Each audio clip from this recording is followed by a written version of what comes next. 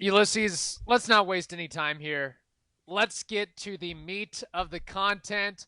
Rays win, Rays win, Rays win 2-1 in Let's game 5 go! of the ALDS to advance to the ALCS and to face the Houston Astros. Look, I'm already looking at the Astros and I'm thinking, all right, we got that wrapped up in 5 games. It's a 7-game series, a best of 7. I'm thinking we go in there and bing bang boom, we wipe that up quickly. No Uh, trash cans, no pitch no. tipping, get rid of all Uh-uh. that BS. Just we're a better team. Look, we got the hard part out of the way in the American League, That's the defeating the thing, though. Yankees. That's the thing. It's this felt more like an ALCS rather than an ALDS.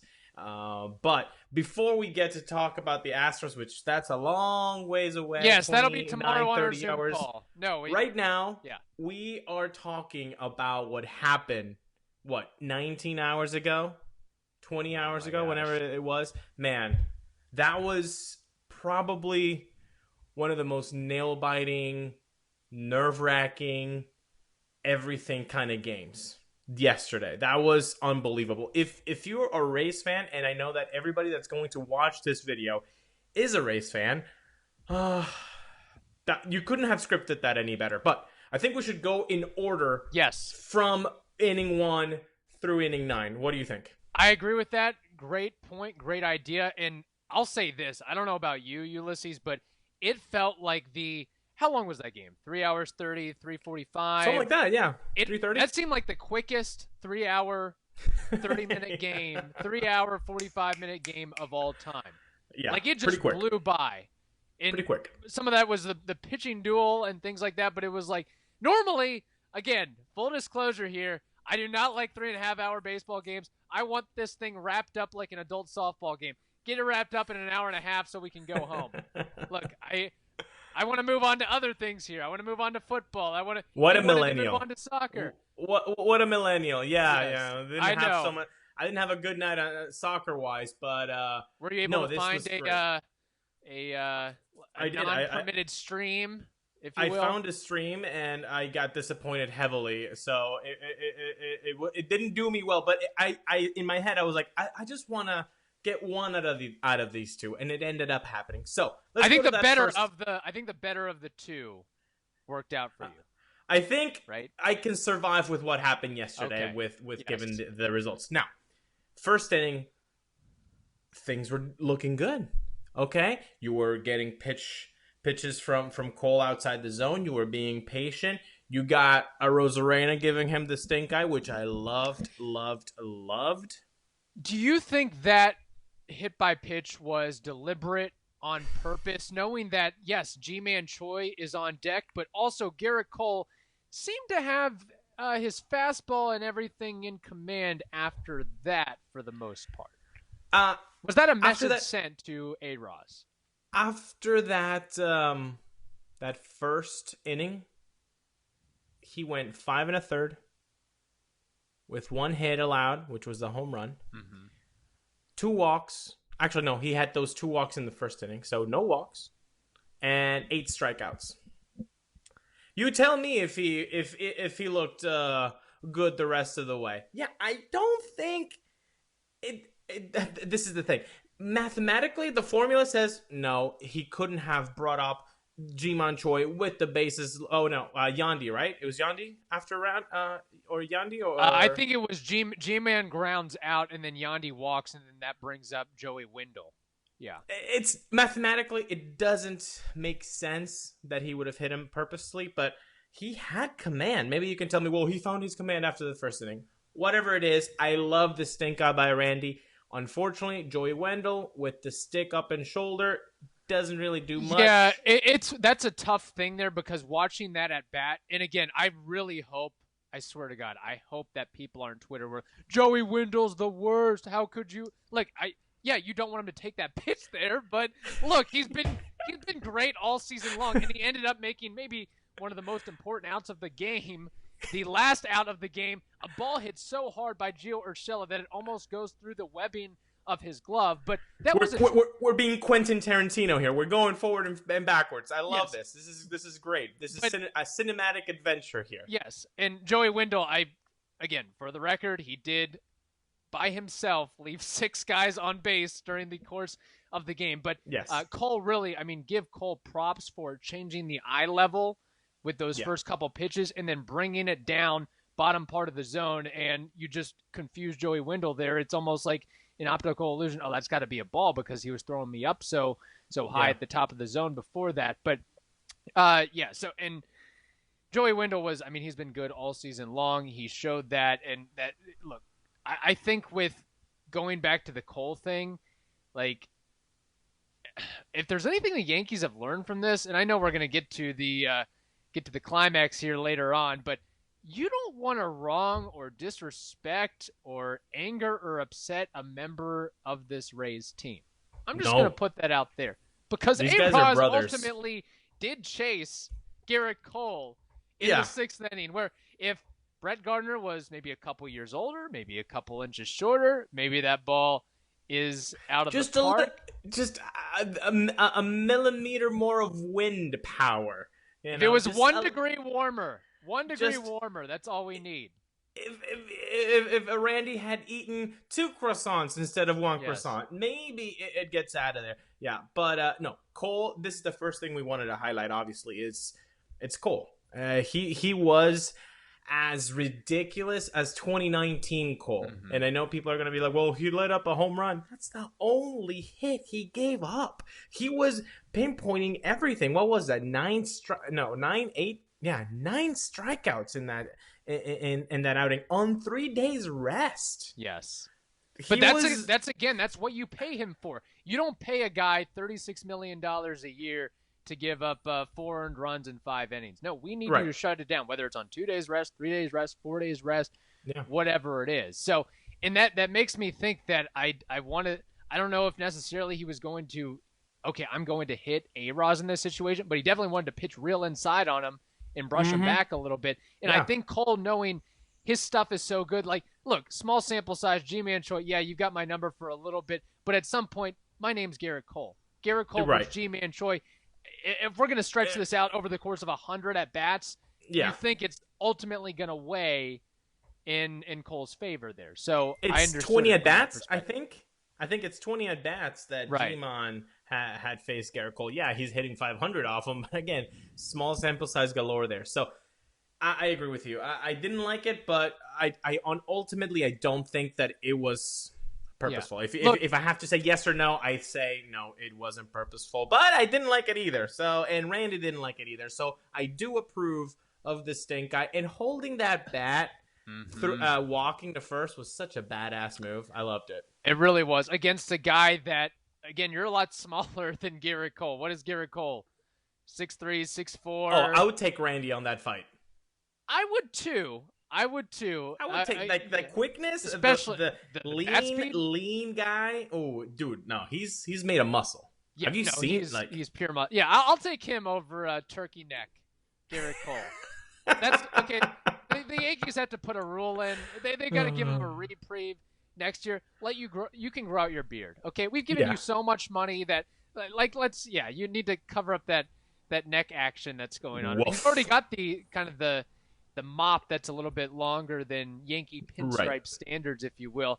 That's right. Look, and I know we will get to everything about this game. Everybody, hold on tight. Yes. You know, we're going to take you on an experience, on a joyful ride. We're just getting started. Right. This is like I'm not a roller coaster guy, but this is just like the, the ascend. Get it up there. But I feel like, I know it's bad, but I almost feel like disappointed that the Rays only won 2-1 because, again, you had bases loaded, runners on first and second with 1 out in that first. And A-Roz, you look at that, could have been a home run maybe. I look at this game and I thought the Rays really should have won like 3-1 or 4-1 or maybe 5-1. But, of course, you have Garrett Cole on the mound, so that changes things. So is that enough Garrett Cole chatter and such? Or? I think that's enough, Garrett Cole. Let's now talk about the other guy on the mound starting the game with Tyler Glass now. I think we said if everything goes perfectly, you get 3 innings out of him. You got 2 1/3. Yeah. and no runs, which is the most important thing I wanted to see. Can you put up zeros while you're up there, Tyler? And he delivered, man. He delivered. The first inning was kind of botchy there. Right. Oh my God. Okay, just look. Everybody knows here. I do love Willie. I like Willie in shortstop, but those damn throws, man. Stop bouncing on the throws. Stop bouncing them. I am going to start a campaign. Get G-Man Choi a Gold Glove. Do it. Is there a guy? I mean, legitimately, how many of those plays has he scooped up over this year and over his career? He's bending all over the place. Shoelaces to his right, doing the splits, diving. I mean, he's doing cartwheels over here, trying to catch a ball at first base. And for a guy of his size, nonetheless. Exactly. His size. Number two, the guy wasn't even, before last season started, we were like, Ji-Man Choi, I don't want to see him on first base. Yeah. That's what every Rays fan said. Not one single Rays fan said in the beginning of the 2019 season, you know what I'm looking forward to is looking at, seeing Ji-Man Choi playing first base. Nobody said that. First, Tyler, great athletic ability holding that ball. I think it was from LeMahieu. It was the first play of the game. Great catch going from the mound, and then spikes a 183 mile an hour two-seamer. Yes. And Ji-Man somehow, somewhere written in the stars when he was born in Korea, it was told that he would make this play, and he somehow made it. And then Willie, a couple plays later, just spikes it 3 feet away from the bag. Really, and G-Man it's unbelievable. Did a Cirque du Soleil there. Conspiracy theory. Willie Adames is doing this on purpose because he wants to see G-Man Choi split his pants. He wants to see they got a prank America's going. Funniest Home Video thing. Yeah. Split those draws, buddy. But what is up with pitchers not being able to get throws to first either? Like, they field their position. Sometimes you see them field their position, and then the throws are like, has this guy ever thrown a baseball? It's like a 50-cent first pitch. It's like game. It's like a governor trying to throw a first pitch, and they just nail the photographer like 50 feet away. That's how it feels sometimes. I'm like, dude, you can pinpoint a fastball at 99 to Judge. Like, I get Shane McClanahan, a rookie who's wide-eyed and bushy-tailed and just but Tyler Glasnow, like, come on, I don't know. I'm just glad Ji-Man Choi was there and not Jose Martinez. Sorry. Glad Cavacito. I mean, this game would be like 8-1 if Cavacito was there. I'm just bypassing that. I've never seen a pitcher throw it like that, so hard into the ground.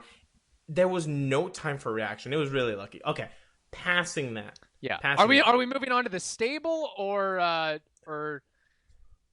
Let's do the stable because you've already mentioned Glasnow. He is part of that stable. Yeah, exactly.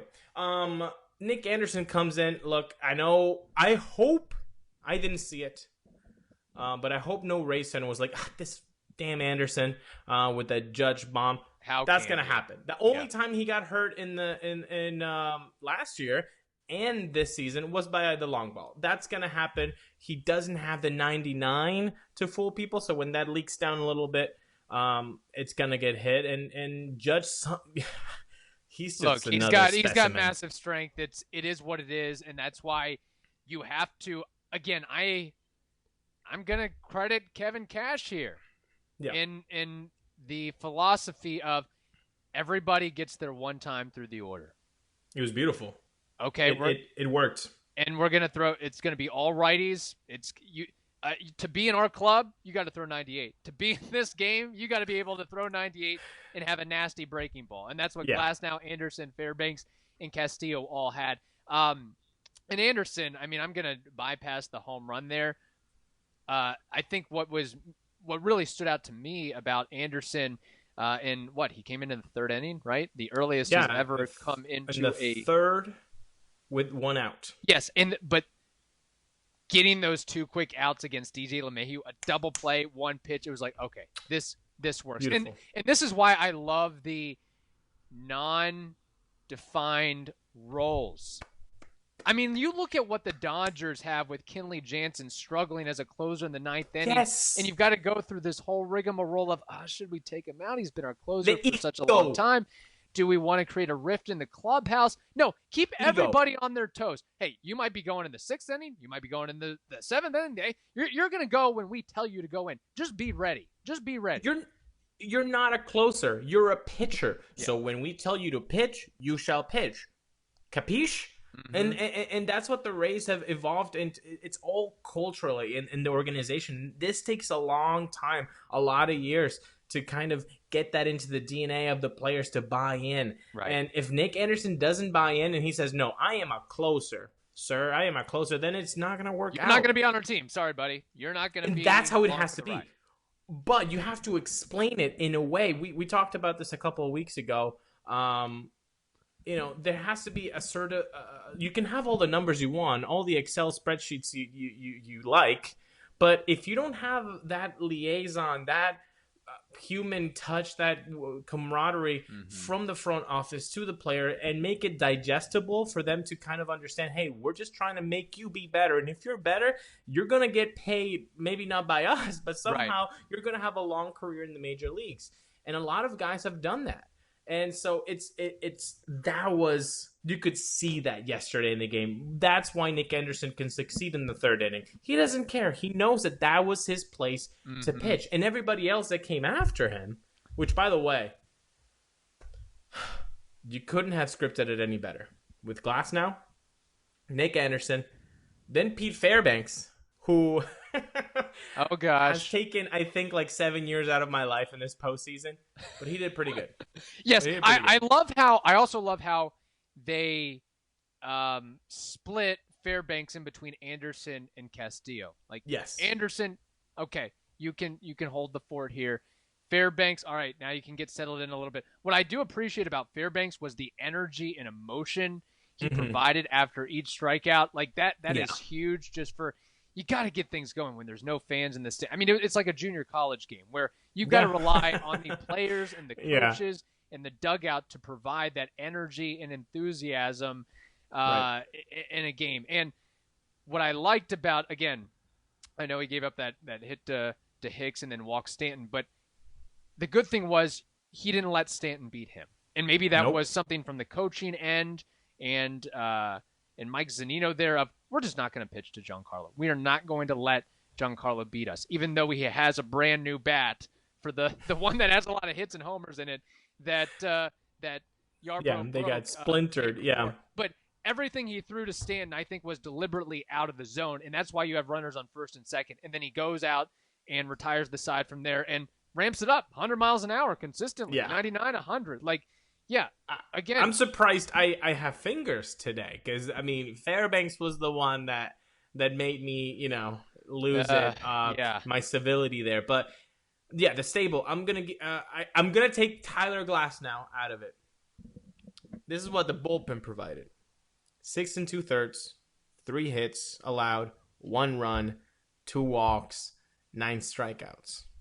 Yeah, and you know what? If this game went into extra innings. Damn. If this game went into extras, the Rays would have won because they had Blake Snell warming up. They had Charlie Morton. It will just outlast you. If it comes to that, we will. Hey, Chapman ain't throwing 50 pitches. When I saw 60 pitches, I'm sorry. When I saw, I believe it was in the bottom of the 7th. So the game is still 1-1. Everybody that's following along, the game is 1-1. And I see Snell and Morton throwing. Mm-hmm.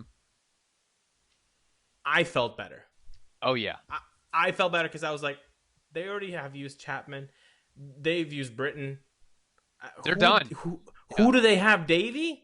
Sure, every Yankee fan is like slobbering all over Davey, but... You want to put him into that situation? Yeah. In that situation? A rookie? Like, that's like... I could see some John Curtis from Game 1 happening to Davey if he was put in that situation. So I felt better. Now, I think we've reached... But by the way, let's go jump into how we got to be 1-1. Uh-huh. The 5th inning, baby. Oh, man. I am so glad that Petco Park somehow some architect decided to say, "Hey, you know what this fence needs? Like a lip, like some Right. padding, and then be like, no, but why, Johnson, can you explain? No, it's just better. It's better to have some padding here because if they try to rob, they can't Yeah. rob a home run. It works out great. Johnson, get this man a drink. Let's do the padding. Let's do that lip. Yes. If there is no padding there, does that become a catchable home run for Judge? Because he's a big guy. He's 6'7", and he can when healthy.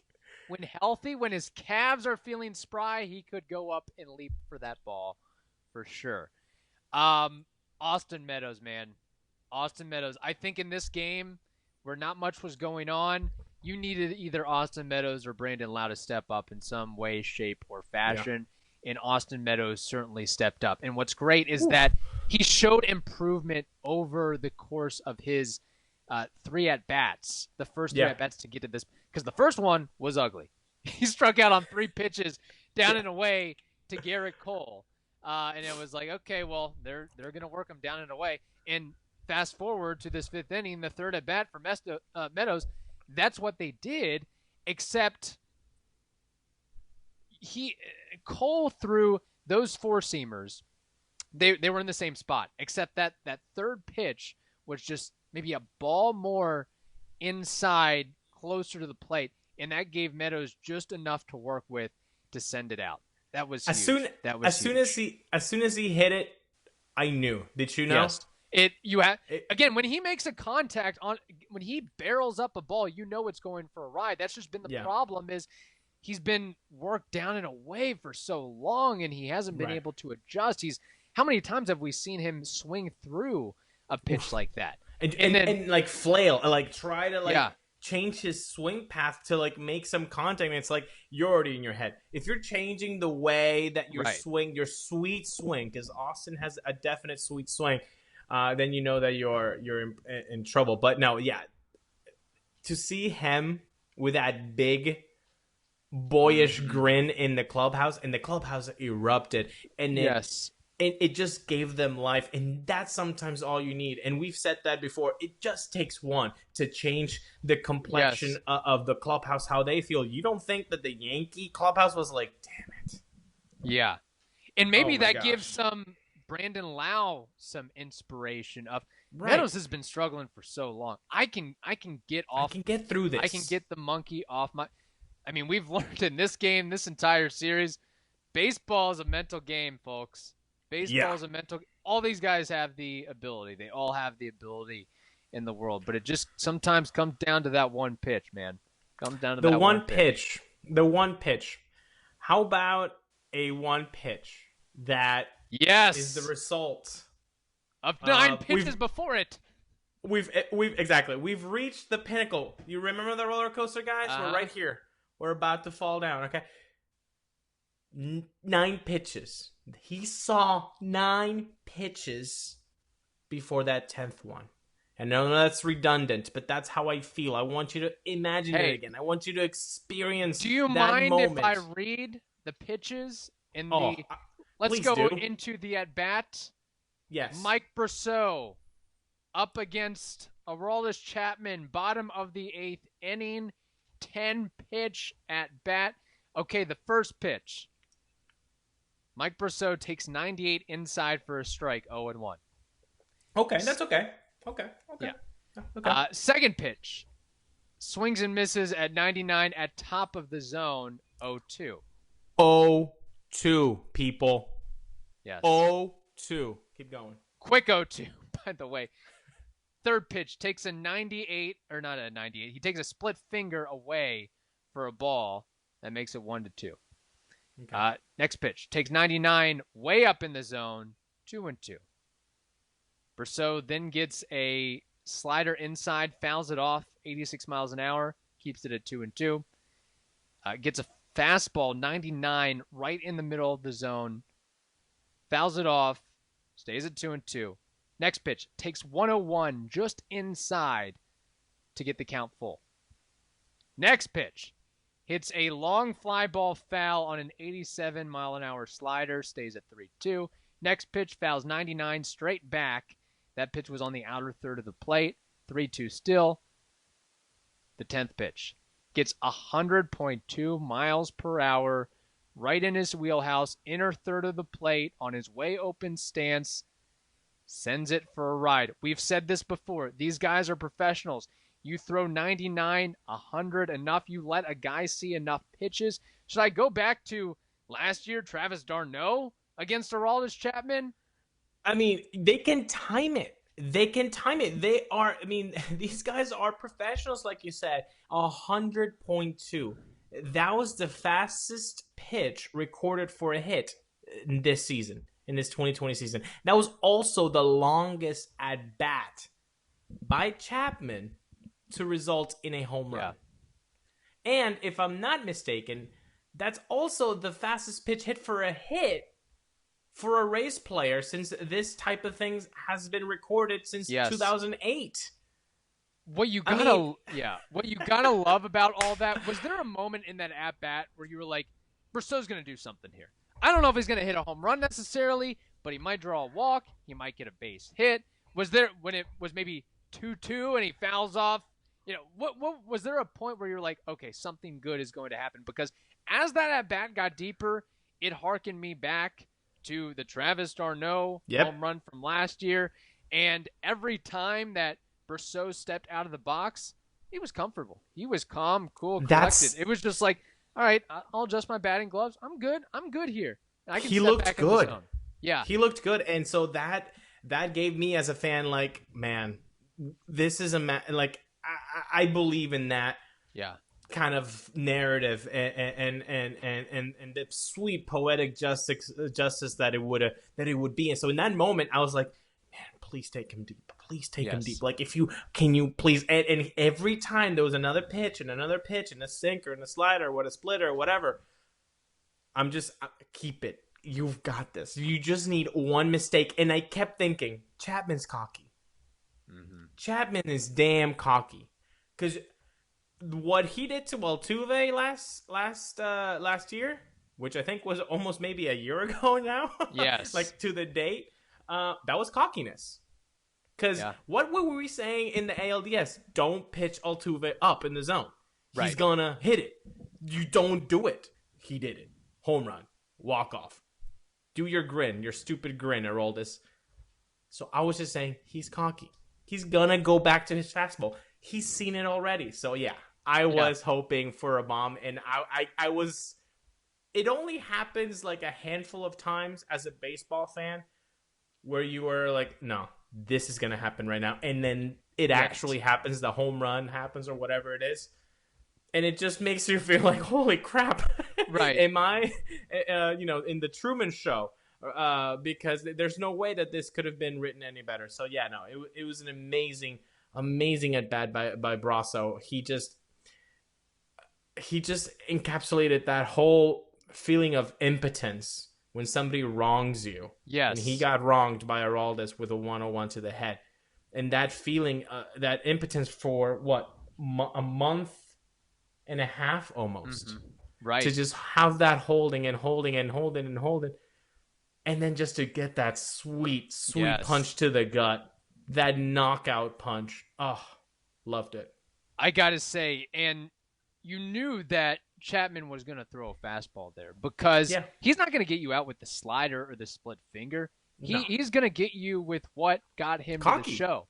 Yes. Cocky. And to me, it was not when he hit that long fly ball foul, pulled it on the 8th pitch. It was the 9th pitch, the 99, just on the he outer fouled it right back. Yes. And that was like, okay, he's timed up. He just missed it. He's timed up. He just, you know that when they fouled it straight back, that was a millimeter away. Yes. A millimeter will make it foul straight back. So, yes, I'm with you. That was the pitch. I like the long fly ball, don't get me wrong. Right. when he did that, I was like, okay. And then he did the straight back. I was like, okay, he's timed up. No, it was beautiful. Can I just say karma's a bitch? Oh, it's a bitch. Karma is a bitch. It's gonna get you. Eventually. It might not hit you tomorrow. It might not hit you next week. It might not hit you for a couple weeks, but it's going to eventually hit you. And it hit Chapman, like you said, about a month and a half later. Because not only was it headhunting at Brosseau on September 1st, it was appealing that suspension, allowing you to play in the regular season and the postseason, and that comes back to bite your ass. And I thought, yes, on Thursday's game, Brosseau struck out to end the game against Chapman. That was like a buzzkill. Like, man, it would have been really nice if we could do something there. But again, Brosseau sees him again, second night in a row. You see enough pitches, something's going to happen. Yeah, Brosseau's not a number one Wouldn't prospect, have changed never a was, thing, but he's still a professional ball player. And let's remember too, like, I mean, with Brosseau, you talk about having to grind his way, not just through that at bat, but his entire freaking career. Like, I mean, it's been said multiple times. The undrafted, signed for $1,000. Not really. Hey, we can't say that you're gonna have an actual spot if you don't really keep hitting. And he hit. He always hit over 300. If I'm not every mistaken. Level of minor league baseball hit over 300, and still never made one of the Rays' top 30 prospect lists. 310, 320, 310, 320. Always bypassed. Yeah, always bypassed. And it's just a great thing to see for a great guy, too. Like, this guy embodies what is Rays baseball. You know what I love the most, though? And I think if he says in that post-game interview, that's why you don't throw at my head. You don't throw at my head ever again. I'm Mike Brosseau. You respect me. If he would have said that, I would have loved it. A lot of Rays fans would have loved it. A lot of baseball fans would have loved it. But it would have still felt worse than how it feels right now. Him saying, no, I put that behind me. But we all saw that when he got that home run, his expression, and he gets through that whole clubhouse tunnel, and then he just felt like Superman, chest puffed out and looking straight at Chapman right after his home run, saying like, that's why you don't do that to me ever again. That's better, sweet justice. I can tell you, again, playing sports growing up, if somebody wrongs you, if somebody goes against you, you don't forget about it. Whether it's a month ago, a year ago, you know the players, you know the guys. You still remember their name. Yes. After what happened in that 4th grade recess soccer match, you remember. Right. Yes. You may not remember Adam Ottavino's name, but you're gonna remember Aroldis Chapman's name. Oh my gosh, wonderful, wonderful stuff. And can I say this? Before you do, go ahead. Are we talking about Castilla, or you're gonna say your thing first? This is on Brosseau. Okay. Indiana freaking bump. Indiana bump, people. Northwest Indiana. Ulises, it has been a running theme for so long where a Venezuelan-born player gets the Venezuelan bump. So today, can I just give a running list of Indiana ball players? Will you give me that opportunity? Yes, please. Hit me. I want to know more about Indiana. We'll start with Mike Brosseau, of course. Let's move on to Kevin Kiermaier. That's another one. True. Lance Lynn, Sean Manaea. Okay, the names get a little worse here for a second. Tucker Barnhart, Drew Butera, Kyle Gibson, Jeff Samardzija. Now they're going to get a little better. I'm going to give you some names, and you're going to be like, wow, okay, maybe Indiana does produce some ball players or some baseball minds. All right? Don Mattingly, Southern Indiana, Evansville territory. Kenny Lofton, Northwest Indiana, or no, maybe Northeast Indiana, East Chicago, Indiana. Scott Rowland, another Evansville product. Big guy. Lloyd McClendon. Not much of a ball player, but more of a manager. I would have baseball upside. I think that list was a little bit of a roller coaster of talent there, but just like this podcast, just like this episode, just like this Rays Unfiltered Patreon episode. I hope a lot of people will enjoy this, and I hope that they don't care about the Tarantino. Also, let me say this about Brosseau. He's got some dance moves, and he knows how to smoke a cigar. So those are a couple bonus points in my book. I know, not a ball player, but a damn good reporter at her job. Trisha Whitaker is from Indiana, isn't she? That's right. Is she not? She actually does adjunct teaching as well as at IU. IU is a big like communications broadcast school, so Ball State for that matter is as well. So that's awesome. Indiana produces some good peeps. Look, this game. This was a good, tight game when you're doing bat flips after you draw a walk. Like, yeah, Andy was pumped. Yes. I loved it. I love that. Dude, that game, this is what I mean about a 10-0 game and a 2-1 game. I'll take a 2-1 game. I know you don't have knuckles and you're like, oh my God, it's 3 hours. But, like, I'll take the 2-1, 3.5 hour game than the blowout that is just like you're just looking at your phone the whole time because it's more interesting than what's happening on the big screen. Anyway, ninth inning, Diego Castillo. If we need a Dominican guy here to have a Dominican bump. Yeah, the Dominican bump because we didn't really give a lot of praise to Willie Adames in this game, so we kind of helped. Some Dominican-born player out. Diego can get it. And Manny Margot's Instagram was lit after the celebration. But anyway, Diego comes in, and he was.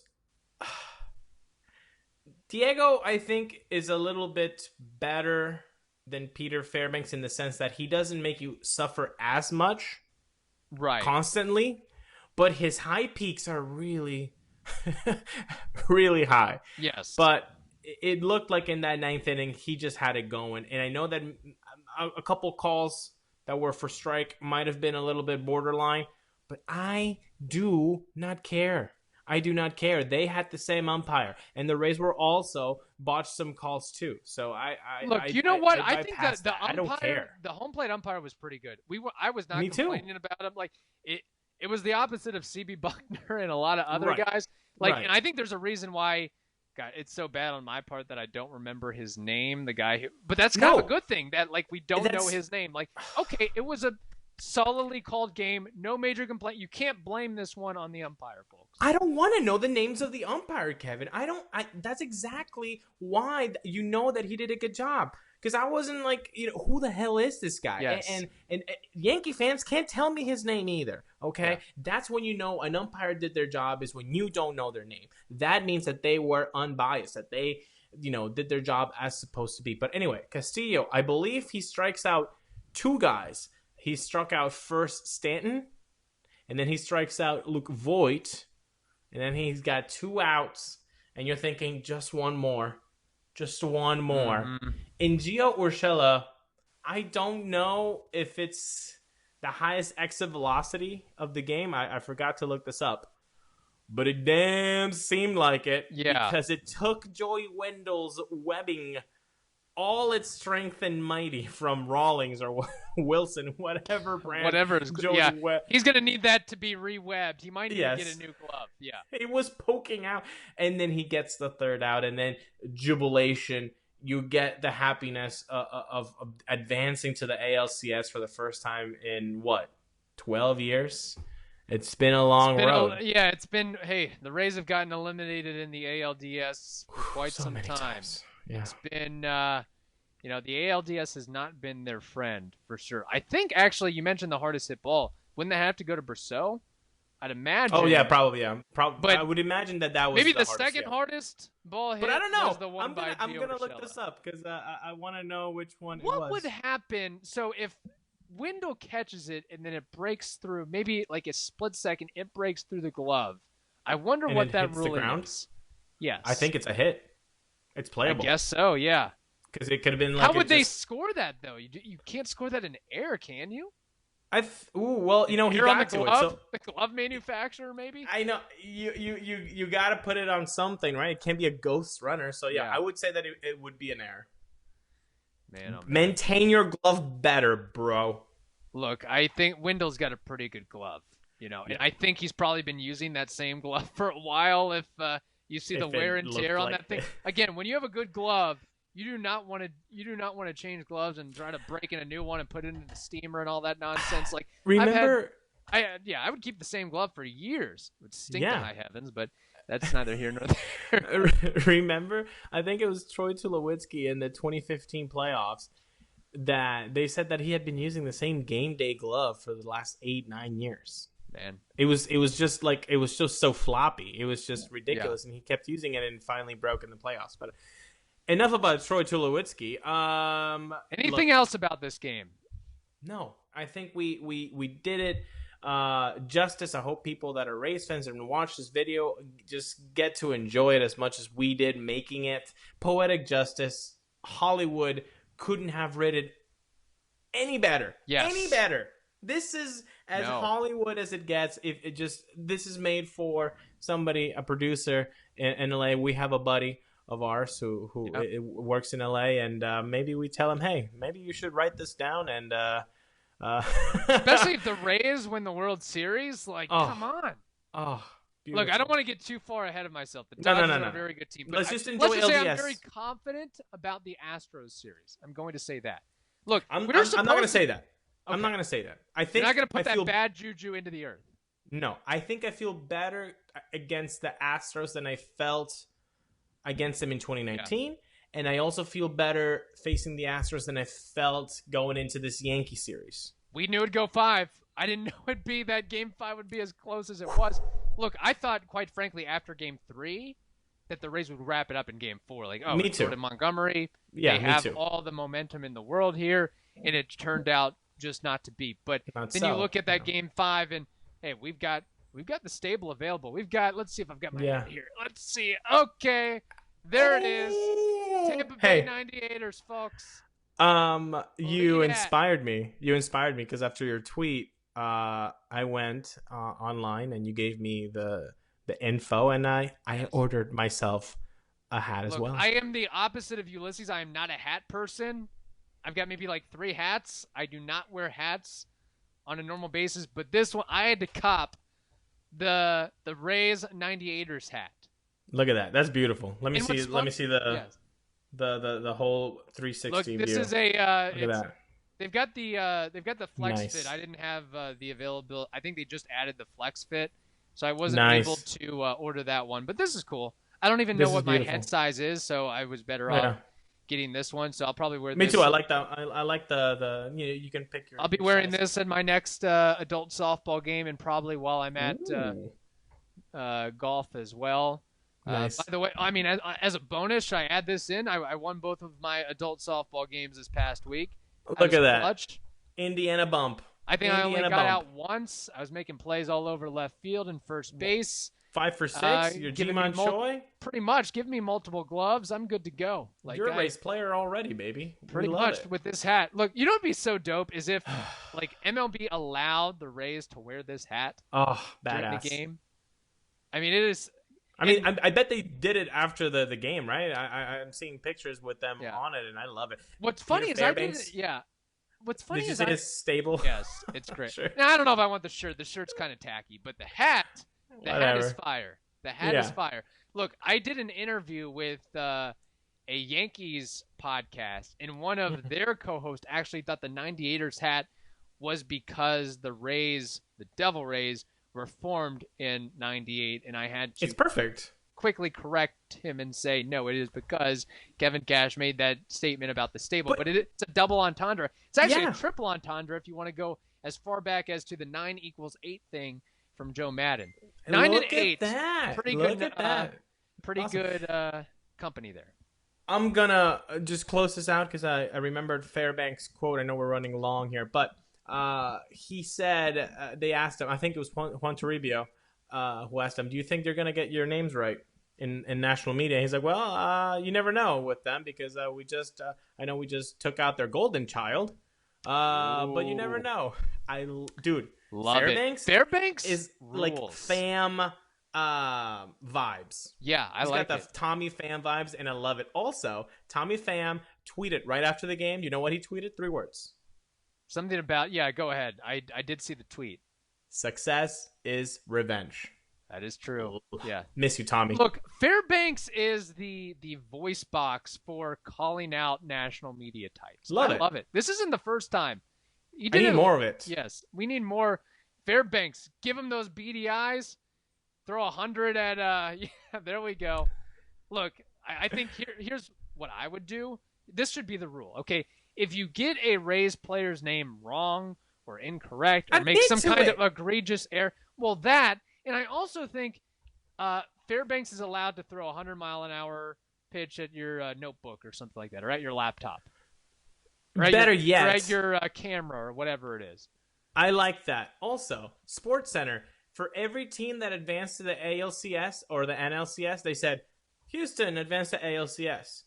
Whoever, Dodgers advanced to NLCS. Braves, yeah. You know what they did for the Rays? Yankees they just lose. said, Yankees eliminated. Look, ESPN's a joke. Respect ESPN is a joke. Their ratings are in the toilet. They don't even cover sports half the time anymore. It's all nonsense. No. I don't even watch it. I don't even turn it on. I'd rather go with MLB Network, quite frankly, if you have the opportunity to do that. I'd rather go with Rays Unfiltered. That's true. Yes, Rays Unfiltered as well. Why are we promoting these other companies here? Yeah, Rays Unfiltered, baby. Look, just kind of a prelude, just kind of a foreshadow. I'm going to throw this out there, okay? How confident I am about the Rays facing the Astros. Look, we were asked to be on an Astros podcast, and then within a short amount of time, hours later, it had been canceled. Yeah. They wouldn't get back to us. They reached out to us. We said, yes, we'd be happy to join your show. We'd be happy to join your podcast. We'll try to accommodate. Crickets, buddy. Crickets. Okay? What does that tell me? They scared. Yes. They don't want a piece of that stable, baby. That stable hot. That stable real hot, baby. Let's go. Let's go. What's the Astros version of this hat? A trash can? They have a little trash can logo here. Little Trastros. A little buzzer. A little beeper. Yeah. Look, guys, I hope you have enjoyed this, little video we put together. Yeah. Thanks to Austin Holloway for always making us look way better than we are. Enjoy it, and thank you for being a part of Rays Unfiltered. Everybody that signed up, you will always get content before anybody else. So if you want to get content before anybody else, join on patreon.com/Rays Unfiltered. We got the goods here, and I hope you guys enjoy it. Couldn't have said it better myself. With that, we'll be back again shortly with another Rays Unfiltered segment on Patreon. Stay tuned. Bye, everybody. Bye.